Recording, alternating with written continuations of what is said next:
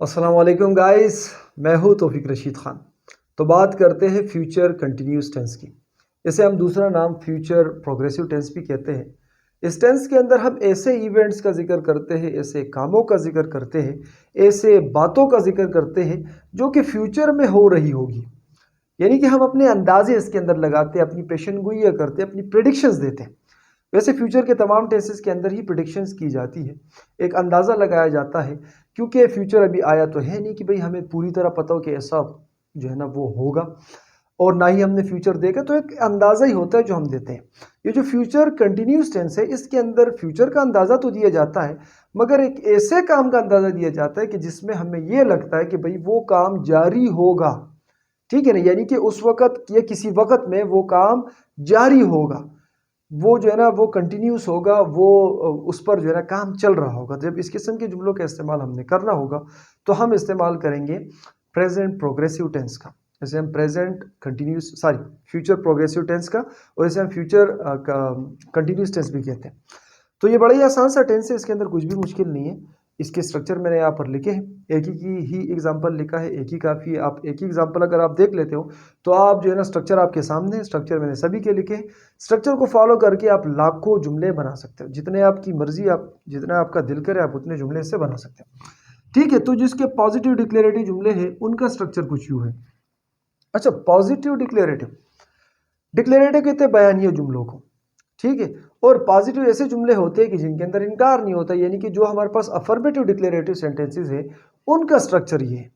ठीक है, तो सबसे पहले हम सब्जेक्ट का इस्तेमाल करते हैं। भाई सब्जेक्ट कौन होता है? तो सब्जेक्ट कोई शख्स हो सकता है, कोई चीज़ हो सकता है, कोई आइडिया हो सकता है, कोई ख्याल हो सकता है, कुछ भी चीज़ हो सकता है। सब्जेक्ट जो है ना ये कोई भी चीज़ हो सकता है, मगर जो है ना उसका रोल क्या होगा, वो जुमले के अंदर या तो काम कर रहा होगा या जुमले के अंदर उसकी बात की जा रही होगी। तो जिस चीज़ के मुतालिक, जिस शख्स के मुतालिक जुमले में बात की जा रही होती है वो सब्जेक्ट होता है, या जो जुमले में काम कर रहा होता है वो हमारे पास सब्जेक्ट होता है। मिसाल के तौर पर मैं इंग्लिश पढ़ा रहा हूँ, तो इस जुमले के अंदर इंग्लिश पढ़ाना एक काम है और इसका करने वाला मैं हूँ, तो लिहाजा मैं यहाँ पर सब्जेक्ट हो गया। इसी तरह अगर मैं कहता हूँ कि भाई आप एक अच्छे स्टूडेंट हो, तो आप इस जुमले के अंदर अगरचे कोई काम नहीं कर रहे हो, मगर आपके मुतालिक बात की गई है कि भाई आप क्या हो, एक अच्छे स्टूडेंट हो, तो इस जुमले के अंदर सब्जेक्ट आप होगा। ठीक है, उसके बाद हम वेल का इस्तेमाल करेंगे। सब्जेक्ट चाहे कोई भी हो, चाहे कोई बड़ा हो, कोई छोटा हो, कोई अमीर हो, कोई गरीब हो, कोई आइडिया हो, कोई ख्याल हो, कुछ भी हो। ठीक है, उसके साथ हम वेल का इस्तेमाल करेंगे। उसके बाद हम बी का इस्तेमाल करेंगे। इसके बाद जो है ना हम वर्ब की फोर्थ फॉर्म का इस्तेमाल करेंगे। भाई वर्ब की जो फोर्थ फॉर्म है इसे हम प्रेजेंट पार्टिसिपल फॉर्म पर भी कहते हैं और आईएनजी फॉर्म पर भी कहते हैं। यानी कि जैसे कि गो का गोइंग है, वॉक का वॉकिंग है, टॉक का टॉकिंग है, फ्लाई का फ्लाइंग है, तो ये हमारे पास V4 है। ठीक है, इसके बाद ऑब्जेक्ट या कंप्लीमेंट का इस्तेमाल करेंगे। अगर ये V4 हमारे पास ट्रांजिटिव हुई तो जो है ना फिर हम ऑब्जेक्ट का इस्तेमाल करेंगे। अगर ये इंट्रांजिटिव हुई तो हम कंप्लीमेंट का इस्तेमाल करेंगे। ये जो ऑब्जेक्ट और कंप्लीमेंट है ये थोड़े से कम्प्लेक्स चीज़ है। इस पर मैं एक वीडियो बना चुका हूँ जो कि 17 मिनट की वीडियो है, उसके अंदर इसके इनके टाइप्स भी है। ठीक है, अगर टाइप्स के बगैर भी हम देखें तो 8-9 मिनट की वीडियो बच जाती है, तकरीबन 7 मिनट की। तो अगर आप इसके अंदर कंफ्यूज हो, आप ऑब्जेक्ट और कंप्लीमेंट को नहीं जानते, तो मैं आपको रिकमेंड करूंगा इस वीडियो के डिस्क्रिप्शन में आपको उस वीडियो का लिंक मिल जाएगा, और इस वीडियो की इन स्क्रीन पर भी मैं वो आपको लगा दूंगा, तो वहाँ से आप वो वीडियो देख लेना। इसके बाद अगर आप तब तक नहीं जानते तो आप यूँ कीजिए कि भाई इन दोनों को ऑब्जेक्ट ही समझिए। वैसे ये दोनों एक चीज़ नहीं है, मुख्तलिफ चीज़ें हैं। बहरहाल अगर आप नहीं जानते तो उस वीडियो को जब तक आप नहीं देख लेते तब तक आप इन दोनों को एक ही चीज़ समझिए। ठीक है, उसके बाद एक्सटेंशन ऑफ द प्रेडिकेट का इस्तेमाल किया जाएगा। तो भाई क्या होता है एक्सटेंशन ऑफ द प्रेडिकेट? ये जुमले का बकिया हिस्सा होता है, एक ऐसा हिस्सा होता है जिसके अंदर हम मजीद मालूमात दे रहे होते हैं। जैसे कि अगर मैं कहता हूँ कि मैं इंग्लिश पढ़ा रहा हूँ, ठीक है, तो ये हमारे पास एक जुमला है।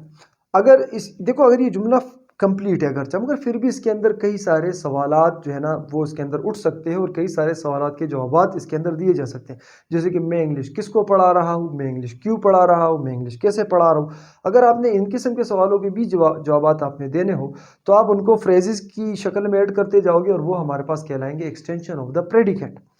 देखो जुमले के अंदर ये जो वर्ब होता है ना, वर्ब सब्जेक्ट, जो सब्जेक्ट होता है ना, सब्जेक्ट के अलावा यानी कि इस जुमले के अंदर इस ही के अलावा बाकी है जितना भी हिस्सा ये प्रेडिकेट कहलाता है। एक्सटेंशन किसे कहते हैं? किसी चीज़ की लंबाई को, किसी चीज़ की वसात को, किसी चीज़ के बढ़ोतरी को, बहुत ज़्यादा होने को। ठीक है, यानी कि प्रेडिकेट का वो हिस्सा जो अभी चलते ही जा रहा है।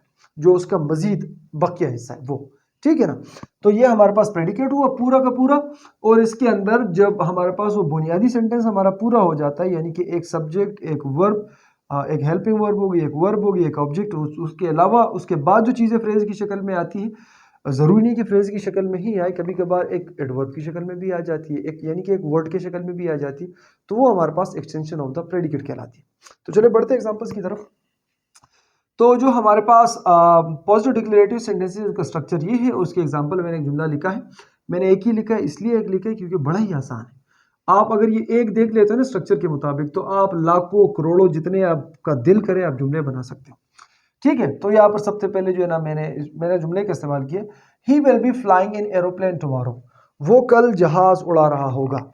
तो ये एक प्रिडिक्शन है, मेरा एक अंदाज़ा है मुस्तकबिल के बारे में, जो कि अभी तक आया नहीं है, मगर मुझे लगता है कि भाई वो कल जहाज उड़ा रहा होगा, क्योंकि 2 दिन से उसने छुट्टी की है और जो है ना आज उसकी तबीयत हशाश पशाश थी। कल वो जाएगा और अपना जहाज उड़ाएगा, ठीक है। तो मैंने यहाँ पर इस्तेमाल किया कि वो कल जहाज उड़ा रहा होगा। तो सबसे पहले, अब देखो फ्यूचर की बात है ना, इसलिए हमने फ्यूचर कंटिन्यूस टेंस के अंदर इसको रखा। सबसे पहले हमने सब्जेक्ट का इस्तेमाल किया जो कि है वेल, उसके बाद जो है सॉरी ही, उसके बाद हमने वेल का इस्तेमाल किया, फिर बी का इस्तेमाल किया, फिर वर्ब की फोर्थ फॉर्म यानी कि फ्लाई की फोर्थ फॉर्म क्या होगी, प्रेजेंट पार्टिसिपल फॉर्म क्या होगी, फ्लाइंग हो गई ना। फ्लाइंग का इस्तेमाल किया, चूंकि ये हमारे पास एक ट्रांजिटिव वर्ब है, तो इसके साथ हमने ऑब्जेक्ट इन एरोप्लेन का इस्तेमाल किया, और उसके बाद हमने एक्सटेंशन ऑफ द प्रेडिकेट को टुमारो की सूरत में यहाँ पर ऐड कर दिया कि भाई वो जहाज उड़ा रहा होगा, कब उड़ा रहा होगा, कल उड़ा रहा होगा, ठीक है। अगर इसके हम नेगेटिव डिक्लेरेटिव सेंटेंसेस बनाए, तो देखो पॉजिटिव डिक्लेरेटिव ऐसे जुमले होते हैं जिनके अंदर इनकार नहीं होता, बयानिया जुमले होते, डिक्लेरेटिव होते, मगर कैसे बयानिया होते, इनके अंदर इनकार नहीं होता, ये अफर्मेटिव होते हैं। और जो नेगेटिव डिक्लेरेटिव है, ये डिक्लेरेटिव ये भी है, ये भी बयानिया जुमले, मगर इनके अंदर क्या होता है, इनके अंदर नॉट का इस्तेमाल किया जाता है, यानी कि इनके अंदर इनकार पाया जाता है, इनके अंदर किसी काम के न करने का, न होने का जिक्र पाया जाता है, ठीक है। तो यहाँ पर मैंने जो है ना इसका स्ट्रक्चर कुछ यूँ है, सबसे पहले सब्जेक्ट का इस्तेमाल किया जाता है, उसके बाद वेल, उसके बाद नट, फिर बी का इस्तेमाल किया जाता है, फिर वर्ब की फोर्थ फॉर्म का इस्तेमाल किया जाता है, फिर ऑब्जेक्ट या कंप्लीमेंट। अगर ये फोर्थ फॉर्म वर्ब की ट्रांजिटिव हुई तो ऑब्जेक्ट, अगर इंट्रांजिटिव हुई तो कंप्लीमेंट का इस्तेमाल किया जाएगा।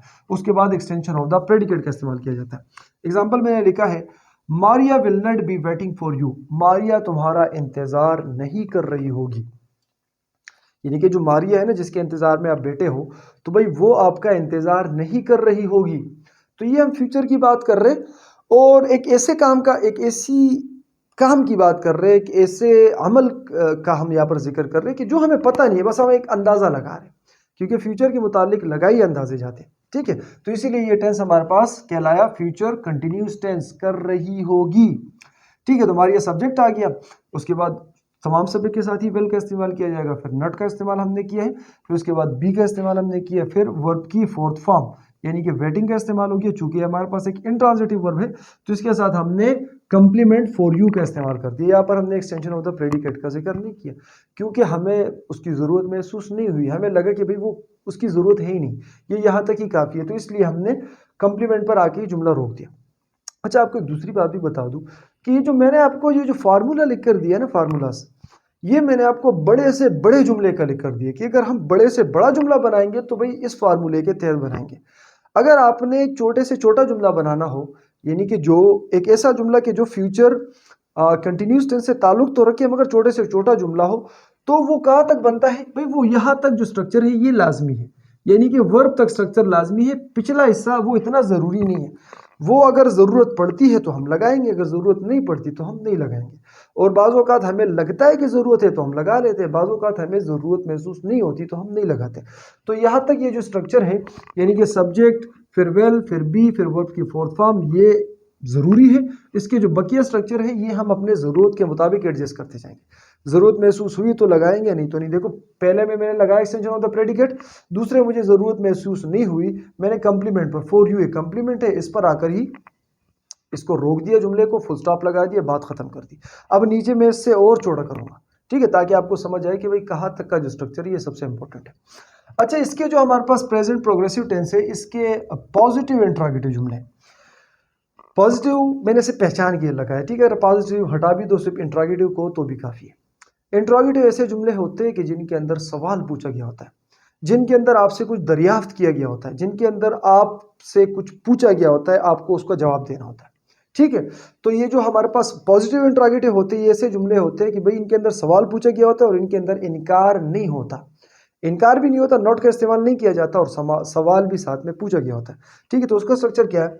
सबसे पहले हम वेल का इस्तेमाल करेंगे। क्या करेंगे भाई, ये जो वेल है इसको सब्जेक्ट से पहले लेंगे।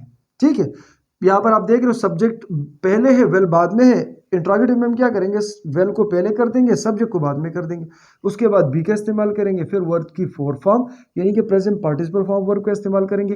ट्रांजिटिव हुई तो ऑब्जेक्ट, इंट्रांजिटिव हुई तो कंप्लीमेंट का इस्तेमाल करेंगे। उसके बाद एक्सटेंशन ऑफ द प्रेडिकेट का इस्तेमाल करेंगे।